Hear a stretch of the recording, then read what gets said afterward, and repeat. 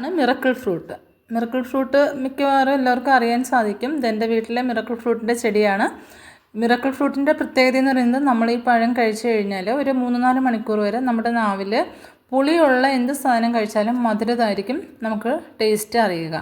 ഈ കീമോ എടുക്കുന്ന പേഷ്യൻസിനൊക്കെ നാക്കിന് രുചി നഷ്ടപ്പെടുന്ന ഒരവസ്ഥയുണ്ട്. ആ സമയത്തൊക്കെ ഇതുപോലെ നമുക്ക് മിറക്കിൾ ഫ്രൂട്ട് ഒരെണ്ണം കഴിച്ചിട്ട് പുളിയുള്ള സാധനങ്ങളൊക്കെ കഴിച്ചു കഴിഞ്ഞാൽ നമുക്ക് ടേസ്റ്റോടുകൂടി കഴിക്കാൻ സാധിക്കുന്നതാണ്. അതിൽ ചെടികൾ ഉൽപ്പാദിപ്പിക്കുന്നത് വിത്തിൽ നിന്നാണ്. ഏകദേശം ഒരു 4-5 അടി പൊക്കത്തിലൊക്കെ ഇത് വളർത്താൻ പറ്റും. ചെടികൾ നമുക്ക് നമ്മുടെ ഗാർഡനിലൊക്കെ അലങ്കാര ചെടിയായിട്ട് നിർത്തിയേക്കാം. അതുപോലെ ഇതൊരു പഴവർഗ്ഗമാണ്.